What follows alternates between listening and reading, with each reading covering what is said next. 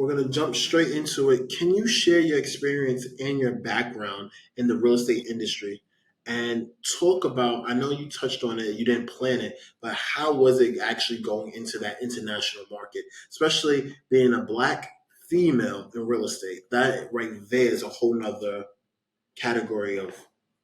Yeah, so I have my own unique story. I got licensed in 2004 because my husband seen something in me that I didn't see in myself. He thought that I would make for a great real estate agent. I thought he was crazy, but I pursued it anyway. And here I am 19 years later, in real estate. And now I'm You look like international. you're barely 19. Huh? You look like you could be 19. So for you to Oh, say that you've been in real estate for 19 years has me blown. I appreciate that. Every time I get into an Uber or Lyft, they're like, "Wait a minute!" Like when they looking at my information, they're like, "How old are you?" And I'm like, "I'm 48 years old." And they're blown away.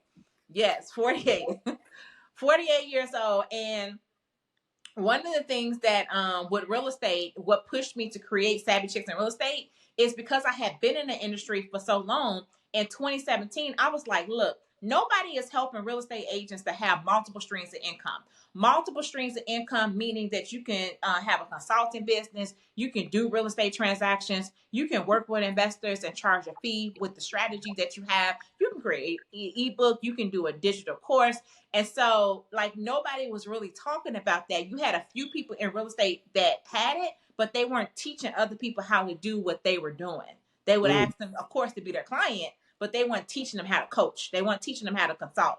And so that's when Savvy Chicks in Real Estate stepped on the scene to create multiple streams of income. So our first conference in 2019, it was about, okay, how do we invest in the stock market? So I had somebody that could help, people to do that. I had somebody, attorney, to talk about, the legal aspect. Of course, we got the lending with the financing, but then what are our other options besides traditional financing that people are, known for, like the FHA, the VA loan, but what else is outside of that?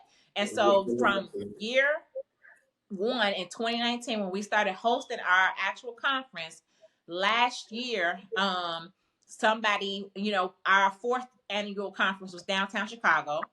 That was expensive. Do you pick the same area every year or do you move it around? So that's I'm getting to that because last year we were in Chicago. This past June we were in Punta Cana, Dominican Republic.